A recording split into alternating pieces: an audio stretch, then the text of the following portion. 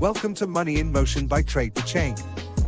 If you want more from CJ and Monte, subscribe to Trade the Chain and get access to the TTC community Discord, weekly futures reports, AI-driven cryptocurrency sentiment indicators, and other exclusive content.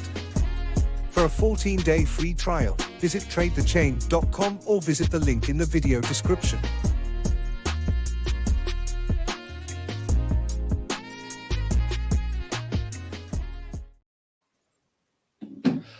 Hello, folks, and welcome back to another edition of Money in Motion. This morning, the Bitcoin ETF approval was approved. Psych.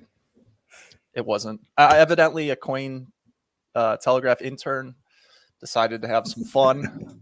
Yeah, they're definitely fired. Or maybe they made a bag off that tweet.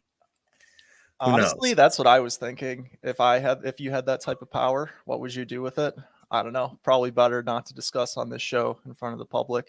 But regardless, I hope you guys before you commit them. I hope you guys are all doing well. I hope everyone's doing well. I'm sure many of us are off card by this pump a little bit, so we're here to discuss and break down, answer questions. Yeah, definitely. But before we get started, just want to say good morning to Jenna. Good morning, Phoenix. Good morning, Ross. Good morning, Keith. Hope you guys are all doing well, and everyone else is watching. And hope you had a good weekend. But obviously, let's dive right into it because this is some pretty crazy price action here. And here's what we're looking at. So, like CJ said, this morning there was a tweet that came in. Let's see if the tweet was deleted. I believe, but let's see if we can go on the Wayback Machine. See, Wayback Machine. They deleted the tweet. But they put out a tweet that Bitcoin spot ETF was approved through. I actually think I do. I might have it. Either way, it doesn't matter. Do you take a screenshot? It doesn't matter. I think it's in the Discord, right below here. If you keep going down, one more. Right there. Yeah. So that's what they tweeted. And then obviously later that was confirmed to be fake news, and the price reacted accordingly.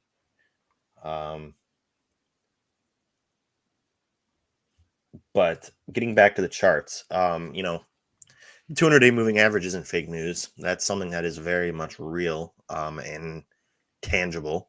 It may not be the best leading indicator, but it does, I think, still hold a lot of credence, even though we put in this massive wick.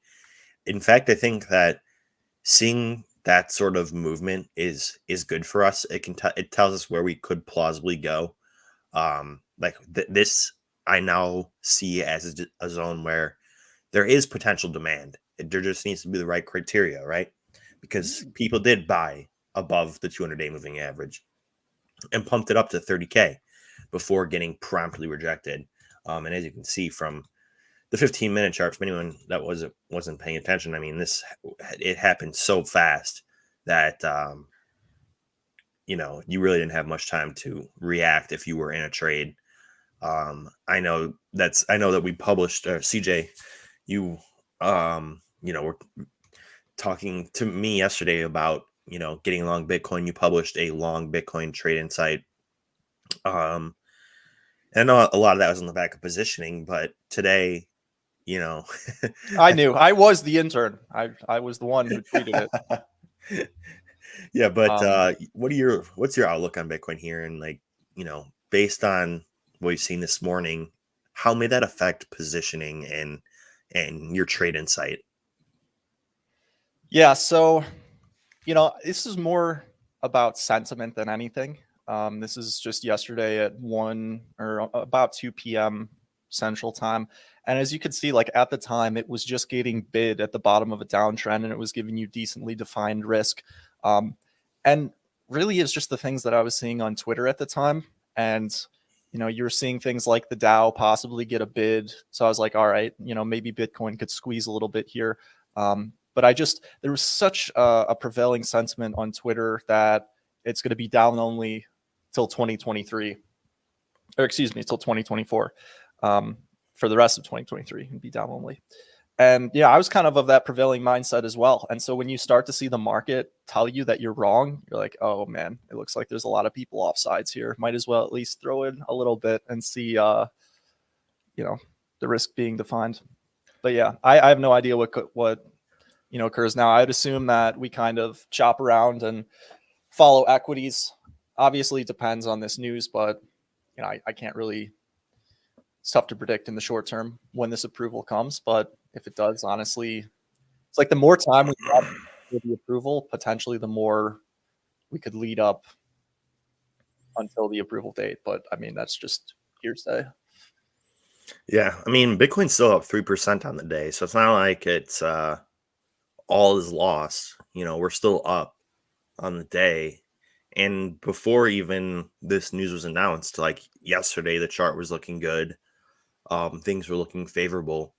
This was just a massive curveball, but nonetheless, I do also want to. This is just pure, pontification, but that tweet didn't come out of nowhere, right? Unless you assume that one, there was someone acting maliciously in order to manipulate the market to their benefit. That's one possible scenario of why they would tweet that. Two, they just got it completely wrong. Or three, they heard whispers and they wanted to be the first to report on it, and they prematurely tweeted it. Although it's not confirmed, it is still possibly going to be confirmed. So I think that maybe that could be also a scenario. It's one of those three, right? And this BlackRock ETF, I think now that we've seen Bitcoin make the move up to 30K, you need to start bracing yourself for when this news actually does come. Okay, that's what people are clearly waiting for. And if we do get that news, which I think I would not be surprised at all to see that news come at some point this week. It's just a weird way to start the week. And to start the day. I mean, but yeah.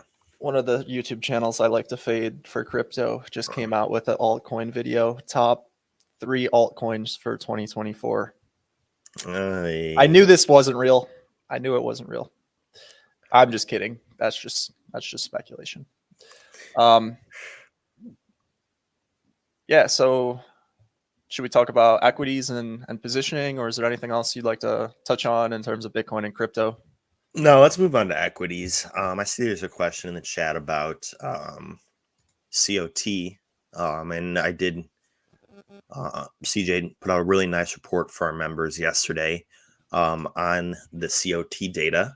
CJ, you want to jump into equities and talk about some COT, because I saw your report and we are hitting some pretty historical levels, are we not? Yeah, I'll get to that. That's most notably in the Dow, which I think is quite interesting. But, what we're seeing here, it's pretty neutral still, across the board. And interestingly, going back to June is when it first became neutral. So there hasn't really been a whole lot of edge in the market based on positioning since then. And obviously we've oscillated around, but we're still trading where we were based on where positioning kind of became neutral. So that's kind of interesting to me. But collectively, if you were to combine ES, NASDAQ, Russell, and S&P, then commercials have bought in the past 2 weeks, which is typically a good sign for bulls. And as you can see, positioning in ES, it's no longer at 0. I wouldn't really be looking to short this. NASDAQ's kind of similar. It's very neutral. Not a lot of edge there. The one thing that I think is interesting, though, in terms of the Dow, and one position that I am long and talked about, let's look at the COT data from the Dow and just go back. I'll put on the weekly chart so we can go back. So we have data on this contract going back to 2010. And so at least for the last 10 years, this is the most short that speculators have been on the Dow. And it looks like, did retail specs just flip short? Yes, that's another thing that's really, and that's the 3-day chart. So let me bring up the weekly. So within the last week, they flipped very short. That's a good indication. Yeah, I'd say. what I'm hoping that doesn't, because like, look, if the market's going to go up and risk is going to perform well, you're probably better off buying the NASDAQ, in my opinion, especially based on this positioning. However, the reason why the Dow is like that, and why I fear that if the market goes down, this position, like the Dow will just outperform the NASDAQ, but it will be to the downside. You know what I mean? Yeah. So if the market does go up, perhaps there's an argument to be made that you just buy NASDAQ. Yeah. Either way, I bought Dow. I mean, we'll see what happens, but that's kind of what the system's saying. And, you know, there's more large speculator shorts and retail shorts in the Dow that there has been in over 10 years. So that's very notable. Those traders are often very wrong and they lose money over time. So DXY down, Swiss franc down. Interesting. Well, Swiss franc, is it down? It's basically flat. I mean, it's up. It's down 16 basis points, right? But this is still a long trade. Positioning really hasn't changed much in Swiss franc. You know, this is another one I'll still be content to be long. And even after like last week, because you think about an asset like gold, COT probably didn't pick up a lot of the data that was from the short covering of that gold move on Friday. But Swiss franc didn't move like that. It was a gradual buildup throughout the week. And virtually throughout that gradual buildup, you know, we're still at the same price Tuesday or Wednesday that we are today. And there's still an equal amount of shorts trapped essentially at these lows that have not covered. So I still like this setup. I'm going to change my stop loss to, I'm going to put my stop loss right at yesterday's low, or I should say Friday's low. And then one precious metal that I think is interesting that we traded back in the day, I think earlier in August, we traded platinum, right? So if you look at that, you know, you have this kind of double bottom thing going on and bids are starting to come in these last 2 days. So there's some nice defined risk between either today's low or Friday's low. And as you can see here, there's a lot of speculator shorts in green, you know, they're max short. So if this is a reversal here, you could get an interesting squeeze similar to like what we saw back in July. And then, you know, we were fortunate to catch that move in August. But yeah, I'm wondering if that'll be kind of a chain reaction, like catch up things to gold, you know, following that move. But I don't know if they're that connected or correlated, just based on what I've been watching throughout the last week. Yeah, it doesn't seem like they have been, but I guess we'll find out once we get more price action. We have a question here. Would you guys be buying Bitcoin here? I would say yes. I think for me, it's pretty simple, even though we have this kind of, fake news event. You know, this is what I would like to see is a candle body close above the 200-day moving average. It's kind of what I've been calling for all for the last few weeks here. Like when we were right here, I was really hoping to get a candle body close above this level. But as you can see, we never did. Never really got that trigger for entry. I think this could be the week we get it. Obviously today has been an interesting morning with the, the BlackRock news, or the iShares BlackRock news. But really, I think this is an ideal trade setup. We close above the moving average. You then use the moving average as your stop loss. And then clearly, we have a target. It's hard to see. Let me move this over. Because we have a target where we saw Bitcoin climb up to almost 30K before getting rejected. So, quite frankly, yeah, I am a buyer of Bitcoin here. If we close above the 200-day moving average on the daily chart today, which I think we will. And I think that would be a good indication of strength, a good indication to buy. You have good defined risk reward with a risk reward ratio of almost 4 here. That to me is about as favorable as it gets. 4 on Bitcoin? That's it? Hey, listen, these are times where 4 is a very favorable number. This isn't bull market where you're going to get the risk reward of 300 to You 1. know, do you know 2024 is the year of the dragon?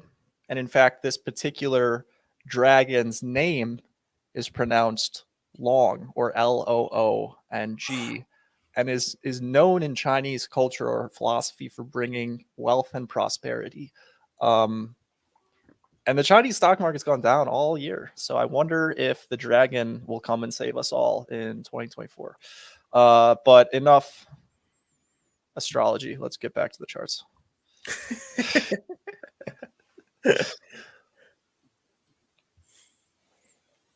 What was I going to talk about? There's some other stuff. Grains are starting to get crowded as well. I don't know if a lot of you guys trade those. I like the saying grains are for eating, not for trading. I can relate to that, but starting to get crowded here and then some of that stuff. Oil will be interesting to see if it does come back and actually reverse this week. You're starting to see weakness in things like, heating oil, maybe a decent spot for a lower high here.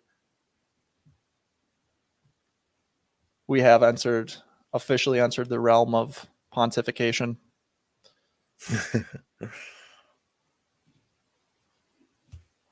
A lot of this stuff looks I was looking at some of this stuff. A lot of it looks very, very depressed, very beaten down. People are, don't even want to look at these sectors. XLP. Can you pull up the Costco chart? Yes. Because I think that's one that I have been looking to play. Haven't gotten a chance yet, but what are your thoughts on this one? I'd love to get your thoughts on it.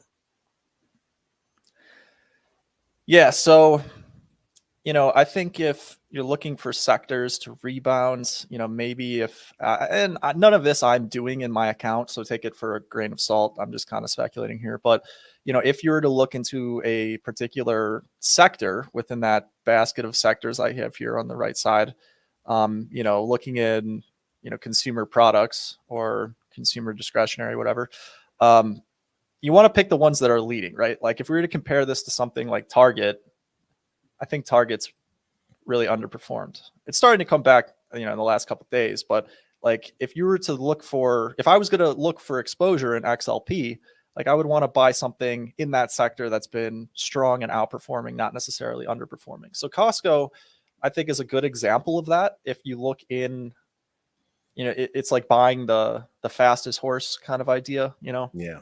But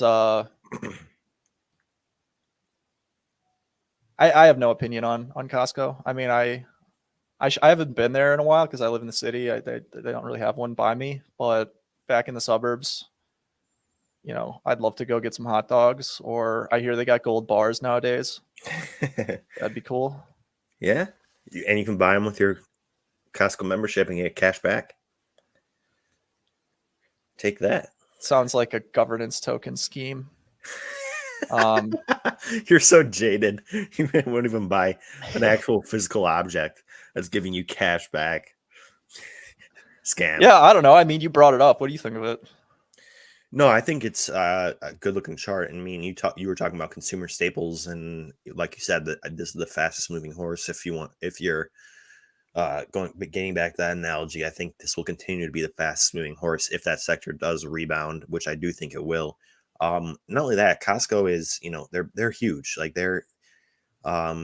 they are a lot more than just a place that sells groceries. They sell clothes, they sell tires, they sell jewelry, they sell TVs, they sell everything. It's Phoenix is spot on. Altcoins ruined you, CJ. They turned him into a jaded yeah, I'm a boomer over here getting excited about like gold and shit. So. No, it'll come back. It'll come back. Look, I only want to be in the market when it's like really, really easy to make money, and I'm still kind of confused. We got long-term positions that we talk about and stuff, but yeah, like. Hey, listen, I still think that your trade insight from yesterday is going to end up being a really nice one. members of our community got access to this first, but CJ just put this out there. The risk reward looks good. And of course, since then, we've moved. Obviously, we're already at this. We are basically at this target right now. Are we not? Oh my God, we are literally right at that price. I put that completely arbitrarily.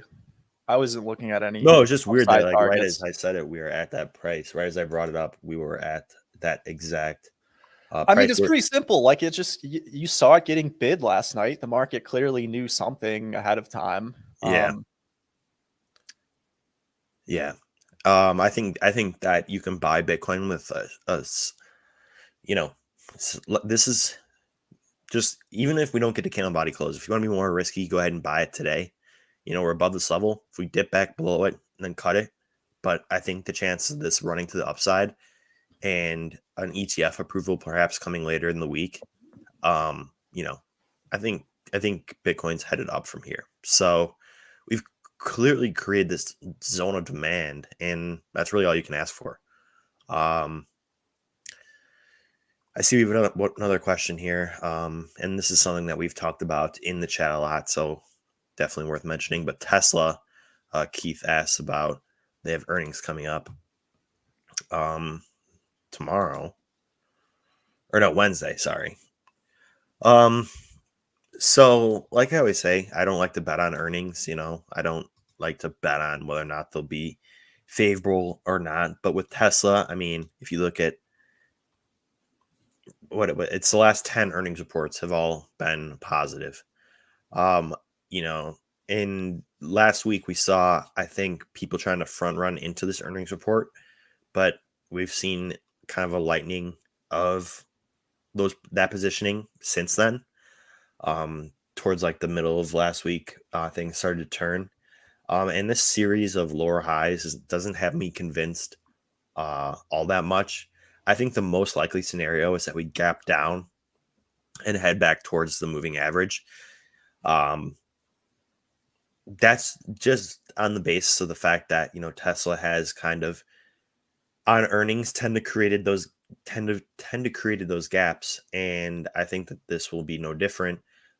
People are going to be speculating heavy into this one. I'm not going to be one of them, but I do think that regardless of whether or not it's favorable or unfavorable in terms of top and bottom line, I think we see like this is a good example. Beat on the top line, it's pretty significantly, beat on the bottom.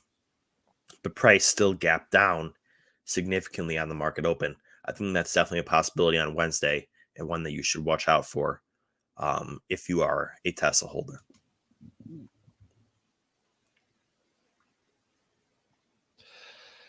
Yeah, it's funny. I was talking with my dad this morning because he texted me about the move in BTC. He's like, "Do you see this?" And I was like, "He's like, were you long?"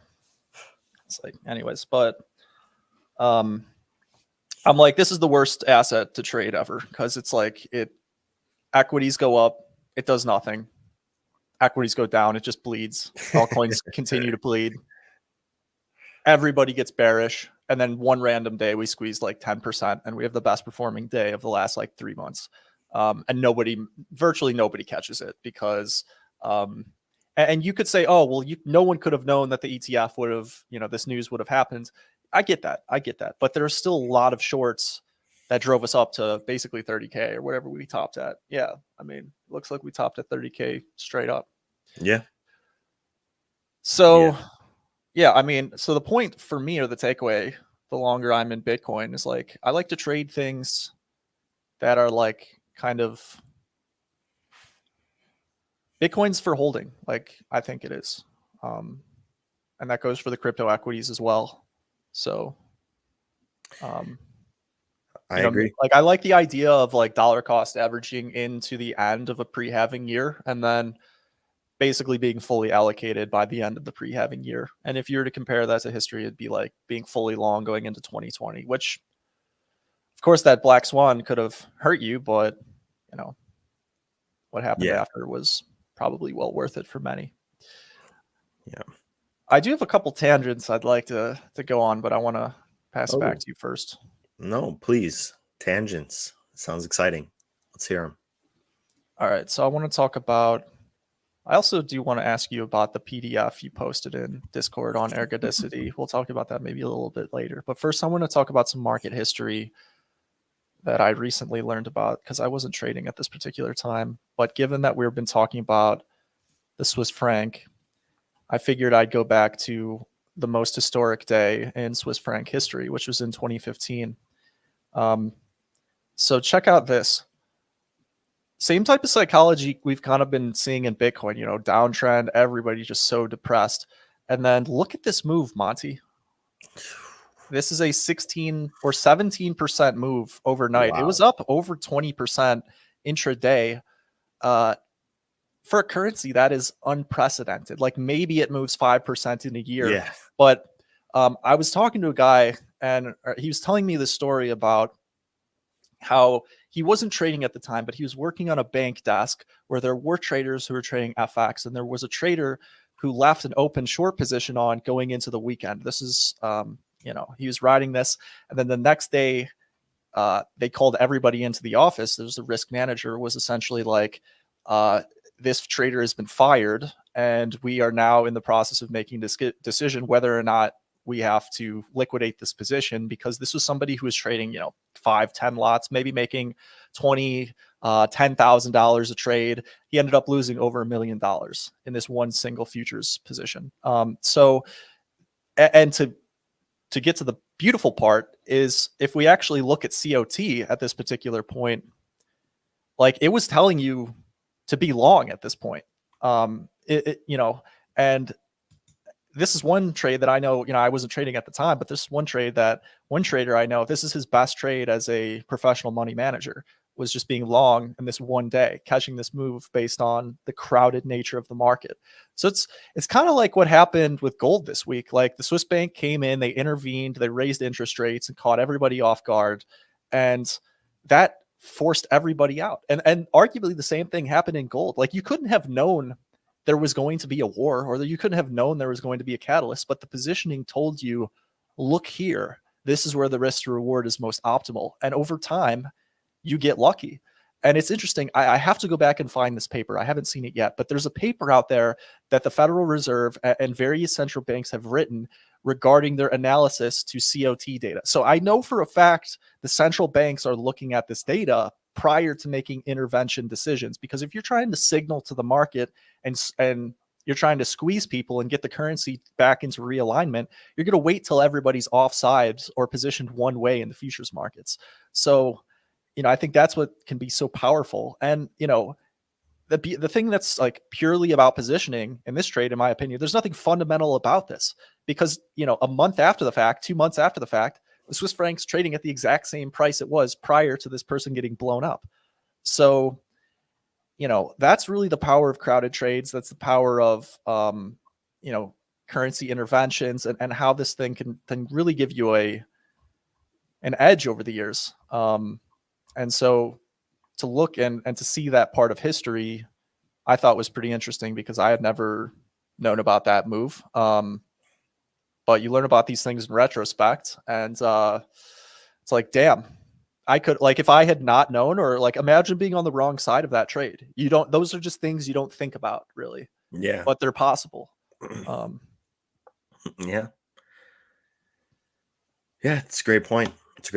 And that's why he always, I think, needed to define risk, set targets. But that is an unprecedented move. Yeah, my dad was working for an exchange at the time, and like they had, like, it was such a shit show. Like they had traders who were like, listen, we couldn't fill you at your stop because like there's just no, it's not happening. God, that'd be so they had to, they were literally like a bookie. They had to go back to each one of their traders individually, be like, look, man, we couldn't get you the price that you wanted. Like, this is the best we could do. And it sucks, but the exchanges are under no obligation to like fill you. That's why stop orders are really, they're not perfect. They're not, I don't really use them. I know where I'm going to get out if I'm wrong, but I don't have a physical stop open at all times. Right. Yeah. They, especially in the crypto space, we've learned that, stop orders don't always work when they get hit. So you got to be alert. Got to be alert and aware. But I think that's about all we got for today. I know you wanted me to talk a little bit about ergodicity. I can do that. Dude, we could talk for we could go another half hour here. Easy. But, Easily. But we do have Trading Rebellion later today. So we'll have some more time to talk about crypto, about equities, about economic theory, if you'd like. And we'll have Nick on the show, of course. So we'll get his take as well. And it'll be interesting to see. I'm excited. Today's gonna be an interesting day. I'll be hanging out in the Discord, so definitely stop by, say what's up. But it's gonna be interesting to see how Bitcoin moves on the back of that kind of fake news. A lot of people got very excited very quickly, as evident from that move up to 30K. But we'll see, what price looks like when Trading Rebellion goes live at 1 p.m. Central, 2 p.m. Eastern. Thank you, guys. We'll see you at Trading Rebellion or back here at same time tomorrow. Take care. Thank you for watching Money in Motion. If you want more from Monte and CJ, subscribe to Trade the Chain and get access to the TTC community Discord, weekly futures reports, AI-driven cryptocurrency sentiment indicators, and other exclusive content. For a 14-day free trial, visit tradethechain.com or visit the link in the video description. Thank you, everyone. We hope you have a profitable